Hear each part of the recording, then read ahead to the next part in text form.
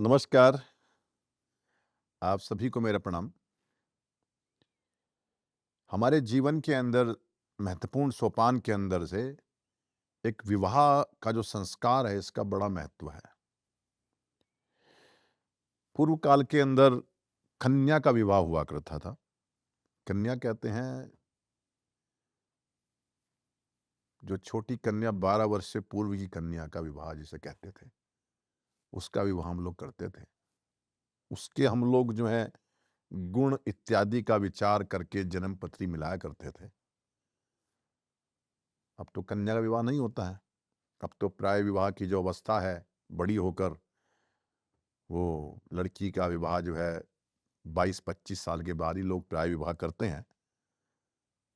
लेकिन फिर भी अगर आप अष्टकूट मिलान करते हैं, तो उसमें आपके सबसे ज़्यादा ज़रूरत है कि आप जन्मपत्री को जो है किसी एआई से या किसी जो है सॉफ्ट से जो है, जो वेयर में जो डाला हुआ है, जो प्रोग्रामिंग है, उससे ना मिलवाएँ। किसी योग्य पंडित से आप जो है जन्मपत्री को मिलवाएँ, तभी आप विवाह करें। आजकल प्राय यही होता है कि आपने लड़के-लड़की की जन्मपत्री कंप्यूटर में डाली और दोनों का विवाह जो है आपने सुनिश्चित कर दिया। और विवाह के बाद बहुत परेशानियाँ जो है वो, जितने तलाक, जितने विच्छेदन अब देखने को मिल रहे हैं, शायद जो है आज से 20 वर्ष पहले इतने हमारे को तलाक नहीं देखने को मिले थे। अब तो हर चौथा व्यक्ति के पास परेशान है कि विवाह ठीक नहीं चल रहा है। पहला तो सबसे अच्छी बात है कि विवाह किस उम्र में शादी करें। ज्योतिष में तो कहा गया है, सबसे अच्छा विचार है कि लड़के को जो है शुक्र का समय होना चाहिए, 20 वर्ष का लड़का हो, क्योंकि 20 वर्ष में शुक्र का प्रभाव पूर्ण रूप से उसके ऊपर होता है। लड़की का जो 16वां वर्ष है, वो बृहस्पति का होता है, बृहस्पति बल का होता है। ये उम्र लगभग जो है 16-17 और 20 से 21, ये दोनों उम्र जो है लड़के-लड़की की सबसे उपयुक्त हैं विवाह के लिए, यदि आप सबसे अच्छा विवाह करना चाहते हैं। वैसे भी जो कहा जाता है कि विवाह का जो है, जो कन्या जो है, उसका विवाह समवर्षों में करें। समवर्ष मतलब जो 2 से कटने वाली जो संख्याएँ हैं, जिसमें 18 साल है, 16 साल है, 20 साल है, 22 साल है, अधिक से अधिक 24 वर्ष है। जो बेटे का विवाह है, पुत्र का विवाह है, यदि आप करते हैं, तो उसमें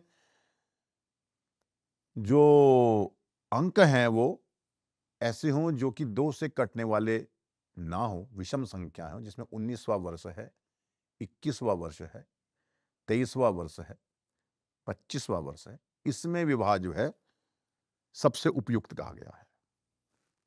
इसके साथ-साथ जो है हम लोग में कहा जाता है कि बड़े पुत्र का विवाह, बड़ी पुत्री का विवाह जिस मास में वो बच्चा पैदा हुआ हो, उस मास में विवाह ना करें। यदि ज्येष्ठ में पैदा हुआ है, तो ज्येष्ठ मास में विवाह ना करें। आप जनवरी-फरवरी को भी आप जो है उसको परिवर्तित करके उसको आप हिंदी के मास में परिवर्तित कर सकते हैं। उसमें देख सकते हैं कि कौन-सा महीना जो है वो हिंदी का महीना था। तो उसमें यदि लड़का आपका ज्येष्ठ का पैदा हुआ है, तो ज्येष्ठ में विवाह ना करें, बड़े पुत्र का विवाह। यदि कन्या, बड़ी कन्या आपकी जो है वो माघ में पैदा हुई हुई है, तो माघ में विवाह ना करें, उसको अवॉइड करें। जिस तिथि के ऊपर यदि उसका विवाह जिस तिथि के अंदर जो है वो पैदा हुई हो, या जिस तिथि के अंदर आपका बेटा पैदा हुआ हो, वो तिथि को अवॉइड करें, उस नक्षत्र को अवॉइड करें। जो सम-विषम संख्याएँ हैं, उसको आप जो है विशेष ध्यान में रखें। इसके साथ में जन्मपत्री के अंदर यदि आप जब जन्मपत्र मिलाते हैं, उसमें 2 बात हैं। एक तो है कुंडली जन्मपत्री मिलान और एक है गुण दोष का मिलान। अगर गुण आपके जो हैं, वो कम मिल रहे हैं, लेकिन जन्मपत्री पूरी अच्छी तरह से मैच खा रही है, तो आप विवाह कर सकते हैं, कोई दिक्कत नहीं। यदि आपके 20 गुण मिल रहे हैं, 21 गुण मिल रहे हैं, यदि आपके नाड़ी दोष नहीं है, भ्रकुट दोष नहीं है, तो आप जो है विवाह कर सकते हैं। लेकिन गुण आपके जो है वो 30 गुण भी मिल रहे हों, 28 भी मिल रहे हों, 31 मिल रहे हों, लेकिन जन्म पत्री आपस में मैच नहीं कर रही हो, विवाह मत करें। क्योंकि जन्म पत्री का मिलान बहुत अति आवश्यक है। लड़के की जन्म पत्री में अगर जो है मांगलिक दोष है, शनि चंद्रमा इकट्ठे बैठे हुए विष दोष है, सप्तम घर में जो है शुक्र है, लड़के की जन्म पत्री के अंदर जो है वक्री शनि सप्तम बैठा हुआ है, राहु सप्तम बैठा हुआ है, सूर्य सप्तम बैठा हुआ है, देखकर विवाह करें। उसका यदि परिहार आपको लड़की की जन्म पत्री में मिलता है तभी विवाह करें। इसी प्रकार से कन्या की जन्म पत्री में यदि अगर आपकी जो कन्या है उसकी जन्म पत्री में यदि विष कन्या योग हो, उसकी जन्म पत्री में यदि जो है पतिहंता योग हो, या जो है उसकी जन्म पत्री में संतान की सुख की पूर्णतः से जो है उसके अंदर योग नहीं है, भ्रकुट दोष इत्यादि बहुत हैवी है, तो अवॉइड करें। ऐसा विवाह जो है वो सफल नहीं होता है।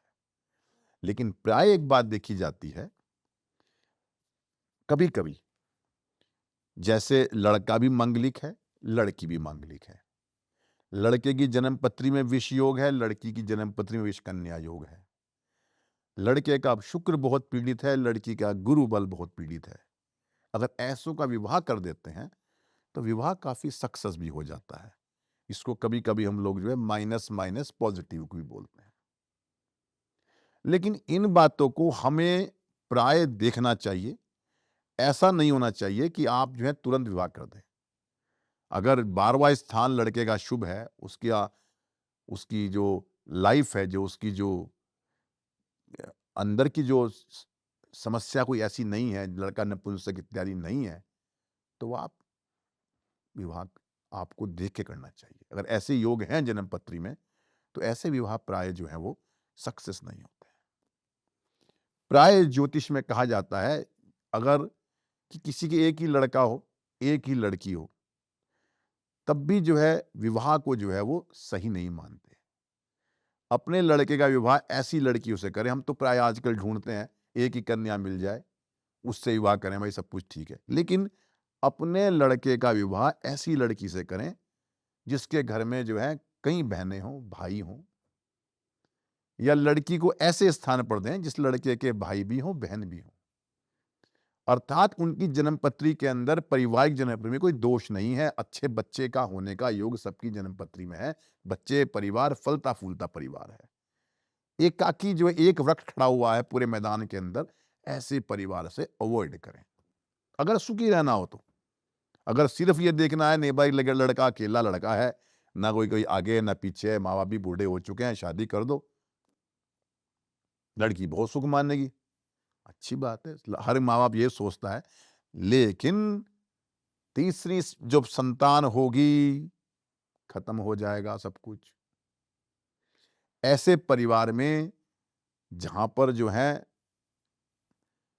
3 लड़की के बाद में लड़का पैदा हुआ हो, ऐसे लड़के से विवाह करके आप परेशान हो जाएंगे। यदि ऐसे परिवार में विवाह करते हैं जहां पर 3 लड़कों के बाद 1 लड़की हुई है, उस लड़की को ले आए घर में, तब परेशान हो जाएंगे।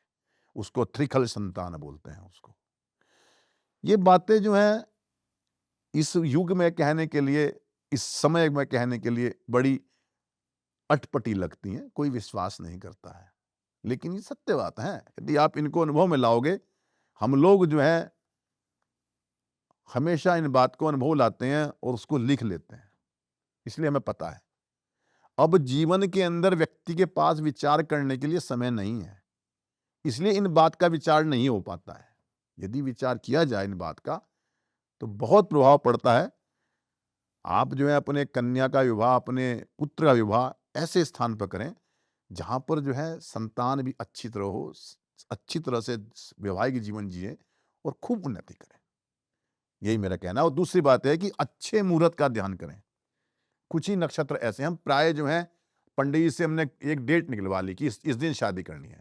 दिन अच्छी बात है, लेकिन किस समय विवाह करना है, क्या लगन किस वक्त में विवाह करना है, वो महत्वपूर्ण है। यदि आपने सब कुछ मिला लिया, जन्म पत्री मिलवा ली, कुंडली बढ़िया मिल रही है, मैचिंग कर रही है, गुण भी अच्छे मिल रहे हैं, आपने जो है डेट निकलवा ली पंडित जी से, आपने उस दिन शादी भी कर दी, फिर विवाह फेल हो गया, क्योंकि आपने जो पंडित जी ने समय बताया कि इस मुहूर्त में विवाह करना है, 12 बजे के फेरे हैं, 12 बजे ही कन्यादान। फिर एक मुहूर्त का मतलब है कि उस वक्त कन्यादान हो जाना चाहिए। यदि ऐसा करते हैं तो कोई बात नहीं है, आपकी विवाह जीवन आपकी कुंडली के अंदर सक्सेस होगा। पुत्र का विवाह हो, पुत्री का विवाह हो, आपका स्वयं का विवाह हो, सक्सेस होगा। यदि आपने जो है मुहूर्त को आपने निकाल दिया और ऐसे मुहूर्त में विवाह कर दिया जिस मुहूर्त के अंदर पति पत्नी दोनों सुखी रहने वाले नहीं हैं, तो आप जाने वैवाहिक जीवन नहीं होगा। तो पहली बात है, आप अच्छे किसी योग्य पंडित से अपने मोहल्ले के अंदर, अपने परिवार के अंदर जो आपके कोई जानकार हैं, उनके द्वारा जाकर, पंडित जी के पास जाकर अपने ग्राम के अंदर, अपने नगर के अंदर आप जन्म पत्री मैच कराएँ। हर बात का विचार उसमें कराएँ, पंडित जी के पास समय लगाएँ, आध घंटा लगाएँ, कम से कम 1 घंटा लगाएँ। पूरी बात उनसे पूछें कि क्या-क्या कमी इसमें आ सकती है लड़की में, इस लड़के में क्या-क्या कमी आ सकती हैं, कितने गुण मिल रहे हैं। उसके बाद आप जो है उनसे जो है अपनी बात करें, उनसे कुछ डेट निकलवा लें कि पंडित जी ये हमारे को डेट निकाल लें, किस-किस महीने में विवाह शुभ होगा। निकाल के उनको नोट कर लें। लड़के वालों को या लड़की वालों को डेट भेज दें, प्रेषित कर दें। उनसे बात कर लें कि भाई इस तारीख की ये डेट हमारी जो है मैच करती है, आप बताएँ। जो डेट सेट हो जाए आपकी दोनों की, परिवार वालों की, उसके बाद फिर पंडित जी के पास जाएँ और उनसे पूछें, पंडित जी कितने बजे का मुहूर्त है विवाह का, फेरों का? वो बताएँगे और उस वक़्त जो है आप कुछ भी छोड़ना पड़े, आपको फ़ोटोग्राफ़ी छोड़नी पड़े, आपको कोई चीज़ छोड़नी पड़े, उस वक़्त यदि आप जो है विवाह कर देते हैं, तो मेरा अनुभव है जीवन का, आपका जो वैवाहिक जीवन, आपके संतान का वैवाहिक जीवन सुखमय हो। नमस्कार।